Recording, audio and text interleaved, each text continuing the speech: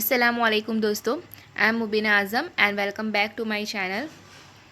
Today's our topic is cleavage pattern. So cleavage pattern की तरफ जाने से पहले हम ये जो क्लीवेज वर्ड है इसके बारे में थोड़ा बेसिक इन्फॉर्मेशन लेंगे, जिसको नहीं पता उसके लिए, राइट। तो ये जो क्लीवेज है वो एक्चुअली जूलॉजी में बहुत सारी अलग अलग ब्रांचेस होती है जो ऑर्गेनिज्म की अलग अलग लाइफ स्टेजेस के साथ डील करती है। तो उसमें से एक एम्ब्रियोलॉजी जो ब्रांच है उसके साथ डील कर एम्ब्रियोलॉजी जो ब्रांच है उससे बिलोंग करता ये वर्ड है, that is cleavage. Okay, so पहले हम थोड़ा एम्ब्रियोलॉजी के बारे में basic information, then move on करेंगे क्लीवेज की तरफ। सो एम्ब्रियोलॉजी क्या है, जैसे कि हम सब जानते हैं कि it is the journey of development of an organism from to egg to an adult. किसी भी ऑर्गेनिज्म का एग से लेकर के एडल्ट बनने तक का जो जर्नी है उसे हम एम्ब्रियोलॉजी से, मतलब कि उसे का जो स्टडी किया जाता है उसे एम्ब्रियोलॉजी कहा जाता है। Now what is embryo? तो embryo means juvenile stage of an animal when it is inside the egg, जब वो egg shell के अंदर होता है या फिर inside the maternal body या फिर maternal body के अंदर होता है, वह जो stages है उसे embryo कहा जाता है। Embryology is the phase of development before metamorphosis in amphibia। अगर हम उसे और आसानी से समझने की कोशिश करें तो एम्फीबियन में मेटामॉर्फोसिस का पहले का stage, before hatching in birds, birds में हैचिंग होने से पहले का स्टेजेस, एंड मैमल्स में बर्थ के पहले का स्टेजेस, यानी कि बर्थ तक का जो स्टेजेस है उसे एम्ब्रियोलॉजी डील करता है, उसे एम्ब्रियोलॉजी के अंडर पढ़ा जाता है। नाउ इस एम्ब्रियोलॉजी को डेवलपमेंटल जूलॉजी के नाम से भी जाना जाता है। और अगर हम कोई पर्टिकुलर एक ऑर्गेनिज्म लेते हैं, कोई भी एक इंडिविजुअल ऑर्गेनिज्म लेते हैं और उसकी डेवलपमेंटल हिस्ट्री को पढ़ते हैं तो उसे ऑन्टोजेनेटिक डेवलपमेंट या तो ऑन्टोजेनी के नाम से जाना जाता है। नाउ अब ये जो हमने डेवलपमेंट की तो बात कर दी कि उसका स्टेजेस है, उसका जर्नी है, एक एग से फीमेल जो एग प्रोडक्शन करती है तब से लेकर के उसका एडल्ट तक बनने तक का जो जर्नी है वो उसे हमने डेवलपमेंट नाम दे दिया या उसे कह दिया कि उसे एम्ब्रियोलॉजी के अंडर पढ़ा जाता है। तो ये डेवलपमेंट में एक्चुअली होता क्या है, उसमें अलग अलग स्टेजेस होते हैं, like from gametogenesis to regeneration. तो उसमें क्या होता है, फर्स्ट ऑफ ऑल पहला स्टेज जो इसका है वो है गैमेटोजेनेसिस। तो गैमेटोजेनेसिस मतलब क्या, जैसे कि हम जानते हैं कि फीमेल बॉडी जब एग प्रोडक्शन करती है एंड मेल जो होता है वो स्पर्म प्रोडक्शन करता है, तो वह प्रोसेस को गैमेटोजेनेसिस के नाम से जाना जाता है। And this process is followed by the fertilization, right. After the gametogenesis कौन सी प्रोसेस होती है, तो फर्टिलाइजेशन की होती है, जिसमें क्या होता है कि जो मेल गैमेट है यानी कि स्पर्म एंड फीमेल गैमेट है यानी कि ओवम, राइट, जो ओवम है एंड द स्पर्म जो है उनका क्या होता है, फ्यूज़न होता है और उसके बाद हमें मिलता है एक जाइगोट, यानी कि फ्यूज़न के बाद जो स्टेज होता है उसे हम अब जाइगोट के नाम से जानेंगे, क्योंकि पहले एग था देन स्पर्म था, दो चीज़ थी, उनका फ्यूज़न हुआ तो अब उसको हम क्या नाम से जानेंगे, जाइगोट के। After the fertilisation cleavage is occur, उसके फ़ौरन बाद क्लीवेज शुरू होता है। तो अब क्लीवेज में होता क्या है वो हम बाद में देखेंगे, लेकिन यह हमें थोड़ा बेसिक आइडिया है कि क्लीवेज कहाँ पर है। तो वो डेवलपमेंट की प्रोसेस में है, जिसमें गैमेटोजेनेसिस के बाद फर्टिलाइजेशन होता है और उसके बाद क्लीवेज आता है। उसके बाद बाकी की सारी प्रोसेस आती है लाइक गैस्ट्रुलेशन, देन ऑर्गेनोजेनेसिस, उसके नाम के अकॉर्डिंग ये तो समझ आ गया होगा कि उसमें ऑर्गन डेवलप हो रहे हैं। देन ग्रोथ होता है, देन डिफ्रेंशिएशन, यानी कि कौन से ऑर्गन को क्या काम करना है वो क्या करेगा, that is differentiation. Then metamorphosis in regeneration. अब मेटामॉर्फोसिस एंड रीजनरेशन को क्यों यहाँ पर इंक्लूड किया गया है डेवलपमेंट में या फिर प्रोग्राम ऑफ डेवलपमेंट में, तो हर कोई ऑर्गेनिज्म मेटामॉर्फोसिस या रीजनरेशन नहीं बताता, लेकिन हम जानते हैं कि मेटामॉर्फोसिस एंड रीजनरेशन एक ऐसी प्रोसेस है जिनमें कुछ अलग बनता है, कुछ नया बनता है शुरू से, राइट। जैसे कि मेटामॉर्फोसिस इन एम्फीबियन हम अगर बात करें तो एक फ्रॉग जो होता है जब वो हैचिंग होती है तो बिल्कुल फिश की तरह होता है, लाइक उनमें गिल्स होते हैं, पीछे टेल रीजन होता है, वो फिश की तरह दिखता है, राइट। लेकिन जैसे जैसे वो आगे बढ़ता जाएगा वैसे वैसे डेवलपमेंट होके क्या होगा कि मेटामॉर्फोसिस की प्रोसेस के बाद जो एडल्ट फ्रॉग आएगा वो बिल्कुल ही अलग होगा उसके शुरुआत के स्टेज से, यानी कि उनमें गिल्स चली जाती है, लंग्स आ जाते हैं, टेल जो होती है वो भी एब्जॉर्ब हो जाती है, टेल मतलब कि एब्सेंट होती है एडल्ट में और वो ज़मीन पर आ जाता है। सो यहाँ पर होता क्या है, टोटली नई चीज़, जब उसने हैचिंग कर लिया उसके बाद भी कुछ नया हुआ है। जबकि मैमल की हम बात करें तो हम जब जन्म ले लेते हैं उसके बाद हमारे पास कुछ नया नहीं बनता, राइट, जो है उनमें ग्रोथ होता है। सो यहाँ पर कुछ नया बन रहा है, इसलिए उसे भी डेवलपमेंटल बायोलॉजी के अंडर में ही पढ़ा जाता है। देन रीजनरेशन की बात करें तो जैसे कि कोई लिजार्ड है, अगर उसका हम टेल पोर्शन कट करते हैं तो वो टेल पोर्शन वो फिर से रीजनरेट कर सकती है, राइट। अगर ह्यूमन बीइंग में या कोई और मैमल में या कोई ऑर्गेनिज्म में ऐसा नहीं होता कि एक बार उनका डेवलपमेंट हो जाने के बाद अगर उनका कोई ऑर्गन कट कर दिया जाए तो वो फिर से डेवलप होगा, ऐसा नहीं होता, राइट। तो यह जो रीजनरेशन की प्रोसेस है उसमें भी कुछ नया बनता है, फिर से अलग से नया बनता है। सो इसीलिए उसे भी under the developmental biology study किया जाता है। अब हम फोकस करते हैं हमारी क्लीवेज की तरफ। तो क्लीवेज जो है उसे हमने कहा कि आफ्टर फर्टिलाइजेशन क्लीवेज का स्टेज आता है, राइट। और फर्टिलाइजेशन के बाद जो हमारा स्टेज है यानी कि एग और स्पर्म के फ्यूज़न वाला, उसे हम किस नाम से जानते हैं, जाइगोट के नाम से। तो एक्चुअल क्लीवेज में होता क्या है, क्लीवेज का मतलब होता है खंडित होना या टुकड़ों में डिवाइड होना। तो यहाँ पर भी उसे हम शॉर्ट टर्म में इसी तरह समझेंगे कि क्लीवेज क्या होता है, उसमें जाइगोट का सेगमेंटेशन होता है, right. It produce thousands of cell called blastomere, मतलब कि सेगमेंटेशन होता है तो हमें क्या मिलेंगे, बहुत सारे सेगमेंट मिलेंगे और उन सेगमेंट को हम ब्लास्टोमियर के नाम से जानते हैं।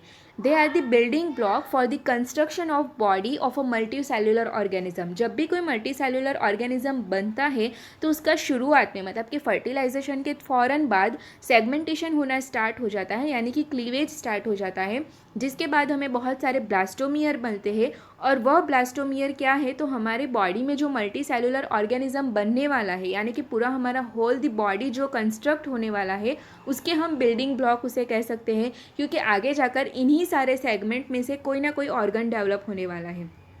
क्लीवेज जो होता है उसके एंड पे हमें ब्लास्टुला मिलता है, यानी कि क्लीवेज जब ख़त्म हो जाता है तो उस स्टेज को ब्लास्टुला के नाम से जानते हैं। अब ब्लास्टुला क्या है, तो आफ्टर द क्लीवेज एक हॉलो स्फेरिकल एम्ब्रियो मिलता है विथ अ कैविटी, यानी कि क्या होगा कि हमारे पास जो जाइगोट था वो क्या हुआ, बहुत सारे टुकड़ों में डिवाइड हुआ।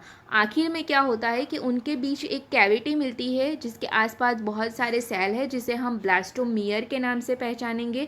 और ये जो कैविटी वाला स्टेज हमें मिलता है कि जिसके साथ ब्लास्टोमियर भी है और बीच में कैविटी है, हॉलो कैविटी, तो उसे हम ब्लास्टोसिल, यानी कि इस कैविटी को ब्लास्टोसिल और ये कैविटी वाला जो स्टेज है उसे ब्लास्टुला के नाम से पहचानेंगे। Some animals develops morula before blastula. अब मोरूला क्या है, तो ये बहुत ही सिंपल है कि ऐसा स्टेज कि जब ब्लास्टोसिल नहीं होता, यानी कि जब वो कैविटी नहीं होती, जब सिर्फ सेगमेंट ही होते हैं, जब सिर्फ ब्लास्टोमियर ही होते हैं, तो वो स्टेज मलबेरी फ्रूट के जैसा लगता है, इसलिए उस स्टेज को मोरूला स्टेज कहते हैं। आफ्टर दैन क्या होता है कि कैविटी बनती है और उस कैविटी को हम ब्लास्टोसिल एंड उस स्टेज को ब्लास्टुला कहेंगे। अगर उसको हम फोटोग्राफ में समझे तो कुछ इस तरह से सेगमेंटेशन स्टार्ट होता है एंड आफ्टर दी क्लीवेज हमें ऐसा कुछ स्टेज हमारा जाइगोट का मिलता है, यानी कि शुरुआत में सिर्फ एक सिंपल सा राउंड जैसा स्ट्रक्चर दिखने वाला जाइगोट धीरे धीरे क्या होता है, सेगमेंट में डिवाइड होने लगता है और बहुत सारे सेगमेंट में डिवाइड होने के बाद लास्ट में एक कैविटी वाला हमें ब्लास्टुला स्टेज। अगर हम इस क्लीवेज के फोटोग्राफ्स को ध्यान से देखें तो हमें क्या देखने को मिलेगा कि from the first image to last image एक ट्रांसपेरेंट राउंड कलर का लेयर है, राइट। तो ये हम यहाँ पर दिखाने की क्या मैं ट्राई कर रही हूँ कि जो स्टार्टिंग का स्टेज है उसकी जो साइज़ एंड शेप है उसी तरह का साइज़ हमें लास्ट के स्टेज पर भी मिलता है, राइट। यानी कि यहाँ पर क्लीवेज के दौरान उसकी साइज़ में कोई भी जात का इंक्रीजिंग नहीं होता, जो उसका साइज़ था वैसा ही रहता है और वही हमें लास्ट में जब ब्लास्टुला स्टेज मिलता है तब का साइज़ और शुरुआत का जो जाइगोट का साइज़ है वो सेम रहता है, यानी कि जो कुछ हो रहा है वो उसके अंदर हो रहा है, उसकी साइज़ पर इसका कोई भी इफ़ेक्ट नहीं होता। नाउ अगर हम क्लीवेज के कुछ साइलेंट फीचर्स देखते हैं तो fertilize egg divides repeatedly by mitosis to produce thousands of cells called blastomere. यह जो प्रोसेस होती है क्लीवेज की, जिसके दौरान सेगमेंटेशन होता है और हमें बहुत सारे सेल्स मिलते हैं, थाउजेंड्स ऑफ सेल्स मिलते हैं, उसे ब्लास्टोमियर के नाम से जाना जाता है और वह प्रोसेस माइटोसिस के थ्रू होती है। Cleavage produces a solid mass of cells called morula, यानी जो हमने बात की कि जो कैविटी बिना का स्टेज है उसे क्या कहते हैं हम, मोरूला। और वो कुछ सर्टेन एनिमल्स में ही पाया जाता है, कुछ एनिमल में क्या होता है कि ऐसा सॉलिड मास नहीं लेकिन कैविटी वाला ही स्टेज डायरेक्ट होता है। सो ऐसे ऑर्गेनिज्म के जो मोरुला स्टेज दिखाते हैं वो मैमल्स हैं।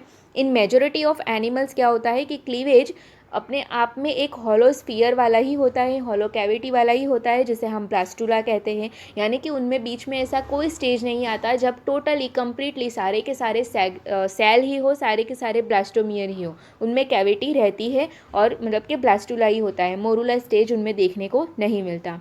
Cleavage provides a adequate number of cells for the construction of tissue and organs, यानी कि आगे जाकर कितने टिश्यू और कितने ऑर्गन्स बनने वाले हैं उसके बराबर प्रॉपर अमाउंट में क्लीवेज के दौरान जो सेल्स मिलते हैं वो प्रॉपर उतने ही होते हैं नंबर में। During cleavage the embryo does not grow, जो हमने पहले ही मैंने आपको जो फोटोग्राफ में दिखाने की कोशिश की कि उसमें एम्ब्रियो का यानी कि जाइगोट का जो भी हम कहें उसका कोई भी ग्रो नहीं होता, उसकी साइज़ में कोई भी इंक्रीजिंग नहीं होता। यहाँ पर सिर्फ क्या होता है, उसके सेल्स जो होते हैं उसमें डिवीज़न हो रहा है। The shape of the embryo does not change during the cleavage. During यानी कि शुरुआत में भी उसका शेप राउंड था, लास्ट में भी हमें क्या मिलेगा, राउंड ही मिलेगा, ना कि उसकी साइज़ में कोई चेंज होगा, ना ही उसके शेप में कोई चेंज होगा। During cleavage the amount of DNA is increase, because यहाँ पर क्या है, हमें बहुत सारे सेल्स मिल रहे हैं, थाउजेंड्स ऑफ सेल्स के, जिनमें से आगे जाकर टिश्यू और ऑर्गन्स बनने वाले हैं, तो यहाँ पर डीएनए का अमाउंट कम्प्लीटली इंक्रीज होता है। नाउ अब आई होप कि क्लीवेज का बेसिक हमें आइडिया आ गया होगा। सो हम आगे चलते हैं पैटर्न ऑफ क्लीवेज की तरफ। तो यह पैटर्न, ये वर्ड क्यों लिया है, या फिर इसे हम टाइप्स ऑफ क्लीवेज भी कह सकते हैं। तो हमने क्लीवेज के बारे में देखा कि वो क्या है, सेगमेंटेशन है, राइट, जाइगोट का सेगमेंटेशन होने की प्रोसेस है। अब यहाँ क्या होता है कि हर ऑर्गेनिज्म या क्लीवेज की अलग अलग पैटर्न दिखाता है। यानी कि जैसे हमने आगे फोटोग्राफ में देखा कि एक सेल है जो क्या हो रहा है, एक दूसरे से अलग होकर के टूट रहा है, या फिर दो सेल में डिवाइड हो रहा है, सेगमेंटेशन हो रहा है उसका। तो हमने पैटर्न देखी कि यहाँ से डिवाइड हुआ है, राइट। लेकिन हर ऑर्गेनिज्म सेम ऐसा नहीं दिखाता। कुछ में क्या होता है कि एक जो जाइगोट है उसमें लॉन्जिट्यूडिनल होता है, किसी में सिर्फ स्टार्टिंग के पोर्शन पर ही होता है, किसी में वो साउथ टू नॉर्थ होता है, तो किसी में वेस्ट टू ईस्ट होता है। यानी कि उनका जो पैटर्न है, डिवाइड होने का जो पैटर्न है, वो अलग अलग ऑर्गेनिज्म में अलग अलग है। सो इसलिए इस क्लीवेज को अलग अलग टाइप में डिवीज़न किया गया है और उसे ही हम पैटर्न्स ऑफ क्लीवेज के अंडर में पढ़ते हैं। So first is holoblastic and second one is meroblastic. अब इसे हम थोड़ा सिंप्लीफाई करने की कोशिश करते हैं कि ये दो मेजर टाइप है वो किस तरह से किए गए हैं। तो होलो यानी क्या होता है, कंप्लीट, टोटल, राइट। तो जब जाइगोट का कंप्लीटली डिवीज़न होता है, जाइगोट का कंप्लीटली डिवीज़न होता है तो उस क्लीवेज को होलोब्लास्टिक क्लीवेज कहते हैं। और जब जाइगोट का कोई एक पोर्शन, सपोज करो कि ये जाइगोट है और उसका सिर्फ ऊपर का पोर्शन ही डिवीज़न हो रहा है, ऊपर के पोर्शन में ही सेगमेंटेशन हो रहा है, यानी कि कंप्लीट नहीं हो रहा, तो उस टाइप के जो डिवीज़न है उसे मेरोब्लास्टिक या फिर इनकम्प्लीट क्लीवेज के नाम से जाना जाता है। उसको हम इस फोटोग्राफ में बहुत अच्छी तरह से समझ जाएंगे कि होलोब्लास्टिक क्लीवेज यानी क्या, कि जब जाइगोट का कंप्लीटली डिवीज़न होता है, राइट, कंप्लीट डिवीज़न होता है तो उसे होलोब्लास्टिक, और जब उसका कोई एक ही पोर्शन डिवीज़न हो रहा है, कोई एक ही पोर्शन में सेगमेंटेशन हो रहा है, तो उसे मेरोब्लास्टिक क्लीवेज के नाम से जाना जाएगा। नाउ होलोब्लास्टिक और मेरोब्लास्टिक का भी आगे फर्दर डिवीज़न होता है। होलोब्लास्टिक के टाइप है radial cleavage, spiral holoblastic cleavage, bilateral holoblastic cleavage, rotational holoblastic cleavage. And meroblastic की बात करें तो डिस्कॉइडल एंड सुपरफिशियल, ऐसे दो टाइप के मेरोब्लास्टिक क्लीवेज हैं। होलोब्लास्टिक की बात करें तो जैसे कि हमने फोटोग्राफ्स में दिखा और बात की कि उसमें क्या होता है, पूरा का पूरा जाइगोट डिवाइड होता है। So entire egg is divide, also called total और कंप्लीट क्लीवेज। उसे कंप्लीट या तो टोटल क्लीवेज के नाम से भी जाना जाता है। और उसके फर्दर डिवीज़न हमने देखे कि किस। नाउ होलोब्लास्टिक क्लीवेज के टाइप की अगर हम बात करें तो radial, spiral, bilateral and rotational. तो फर्स्ट जो रेडियल क्लीवेज है उसमें क्या होता है कि as we can see in the photograph कि रेडियल क्लीवेज जो है उसमें जो सबसे पहला स्टार्ट होता है सेगमेंटेशन का, वह इस तरह से जाइगोट जो है उसको कम्प्लीटली टू इक्वल पार्ट में डिवाइड करता है। देन क्या होता है कि उसकी जो क्लीवेज फर्दर होते हैं वह इस तरह से होते हैं कि उसकी जो हमें सिमेट्री लास्ट में मिलेगी वो रेडियल टाइप की मिलेगी। यानी कि अगर हम ऊपर से देखें या साइड से, तो जैसे हम रेडियल सिमेट्री कहते हैं या जिसे रेडियल सिमेट्री की तरह देखेंगे, तो हमें जो ये क्लीवेज पैटर्न जो हमें लास्ट में मिलता है या फिर सेल का जो सेगमेंटेशन, सेल का जो अरेंजमेंट मिलता है वह हमें रेडियल सिमेट्री के जैसा मिलता है। सो इस टाइप के क्लीवेज को रेडियल क्लीवेज कहते हैं। उसके एग्जाम्पल है एकाइनोडर्म्स एंड एम्फियोक्सस, उनमें रेडियल टाइप का क्लीवेज देखने को मिलता है। देन स्पाइरल क्लीवेज की बात करें तो स्पाइरल क्लीवेज में क्या होता है, जैसे हम रेडियल क्लीवेज में क्या देखा कि पहला जो सेगमेंटेशन हुआ तो उसमें क्या हुआ कि दो हमें इक्वल टाइप का मिल गया, राइट। जबकि स्पाइरल में क्या होता है, जैसे हम स्पाइरल बाइंडिंग करते हैं, राइट, तो कैसे वो घूम घूम कर आगे बढ़ता है। तो यहाँ पर भी कुछ इसी तरह स्पाइरल हो रहा है कि क्या होता है, सबसे पहला जो सेगमेंट होता है, सेगमेंटेशन, वो बीच में नहीं होता, वो थोड़ा स्लाइड से होता है, राइट, जिसकी वजह से जैसे जैसे आगे स्लाइड टू स्लाइड जैसे आगे बढ़ता जाएगा तो लास्ट में हमें स्पाइरली अरेंज हुए जो ब्लास्टोमियर है वह मिलेंगे। और यहाँ पर हमें लास्ट में क्या मिलता है कि जो सेल्स की अरेंजमेंट है उसमें हमें कुछ सेल ऊपर जो होते हैं वो छोटे और कुछ जो नीचे के हैं वो बड़े दिखते हैं। यह इनमें से जो छोटे ब्लास्टोमियर है उन्हें माइक्रोमियर्स और जो बड़े ब्लास्टोमियर्स होते हैं उन्हें मैक्रोमियर्स के नाम से जाना जाता है एज उनके शेप के हिसाब से।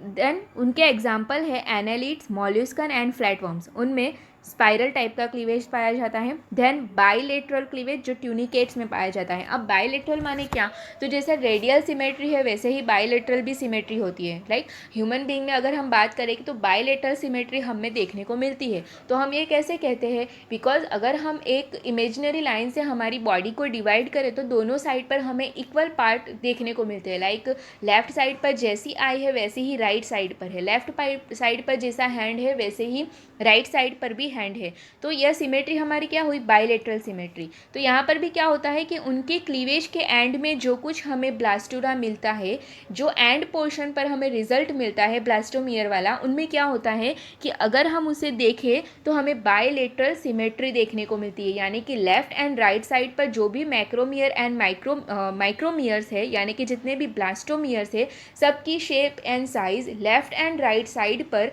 इक्वल होती है। यानी कि लेफ्ट साइड पर जैसा होगा वैसा ही राइट साइड पर भी उसका प्लान होगा, जैसे कि हम यहाँ फोटोग्राफ में भी देख सकते हैं। उसके एग्जाम्पल है ट्यूनिकेट्स, यानी कि जो यूरोकॉर्डेट्स होते हैं जिसे हम पुच्छ मेरुदंडी कहते हैं, वह इनके एग्जाम्पल हैं।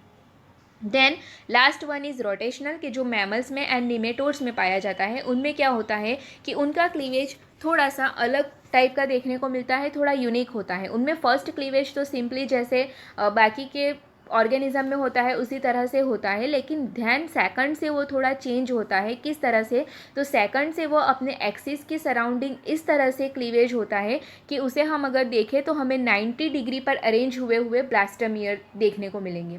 देन जैसे जैसे क्लीवेज बढ़ेगा तो वो यूनिकनेस भी घुमा देता है और अनइवनली वो अरेंज हो जाता है। यानी कि शुरुआत में हमें सेकंड थर्ड क्लीवेज में दिखेगा कि सेकंड थर्ड क्लीवेज और ये फोर्थ क्लीवेज ये किस तरह से नाम दिया जाता है। लाइक फर्स्ट फॉरो हुई तो उससे फर्स्ट क्लीवेज, देन फर्दर जो सेगमेंटेशन होगा तो सेकंड क्लीवेज, इस तरह से नाम है। तो यहाँ पर क्या होगा कि सेकंड थर्ड में हमें देखने को मिलेगा कि ब्लास्टोमियर 90 डिग्री से अरेंज हुए हैं, लेकिन फिर वह अनइक्वली डिवाइडेड हो जाते हैं और लास्ट में हमें बीच में कैविटी वाला ब्लास्टुला वाला अनइक्वली ब्लास्टोमियर वाला एक स्टेज मिलता है। सो इस टाइप का जो स्टेज है उसे रोटेशनल क्लीवेज कहा जाता है और वो मैमल्स में और निमेटोड्स में पाया जाता है। फर्दर अगर हम बात करें सेकंड पॉइंट की तो वो है मेरोब्लास्टिक क्लीवेज। तो in this cleavage only a portion of the egg divide, सिर्फ क्या डिवाइड होता है, तो एग का कोई एक पोर्शन ही डिवाइड होता है, जैसे कि हमने आगे फोटोग्राफ में देखा।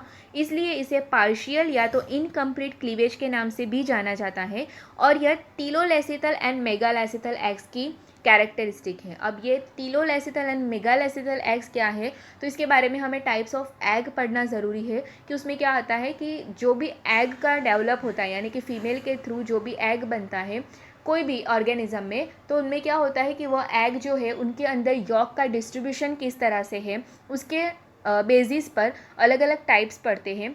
तो उनमें उसी में से एक ये दो टाइप है, टीलोलेसिथल एंड मेगालेसिथल। टीलोलेसिथल माने क्या कि ऐसा एग के जिसमें यॉक की अमाउंट कोई एक पॉइंट पर ही है, यानी कि ये पूरा एग है तो उसमें कोई एक साइड पर ही मतलब कि यॉक की अमाउंट है, तो उसे टीलोलेसिथल। एंड मेगालेसिथल यानी कि बहुत सारा यॉक है तो उसे मेगालेसिथल एग के नाम से जाना जाएगा। तो किस तरह से होता है उसके फर्दर डिवीज़न अगर हम देखें तो फर्स्ट इज डिस्कॉइडल, जो फिशेस में, रेप्टाइल्स में एंड बर्ड्स में पाया जाता है। Here, the cytoplasm is placed at the animal pole as a disc is called blastodisc। यानी कि यहाँ पर क्या होता है कि इनके जो एग्स होते हैं उनमें जो साइटोप्लाज्म होता है जो एनिमल पॉल के साइड पर होता है। Okay, here the cytoplasm is placed at the animal pole, this is the animal pole and this is the vegetal pole. तो एनिमल पॉल के साइड जो साइटोप्लाज्म है उसके पास जो डिस्क यानी कि साइटोप्लाज्म की जो डिस्क है उसे हम ब्लास्टोडिस्क के नाम से जानेंगे, और यह डिस्क जो होती है वही सिर्फ डिवाइड होती है। Hence it is called discoidal cleavage, यानी कि जो डिस्क जो होती है ऊपर की साइटोप्लाज्म वाली वही डिवीज़न होने की वजह से इस टाइप के क्लीवेज को डिस्कॉइडल क्लीवेज के नाम से जाना जाता है।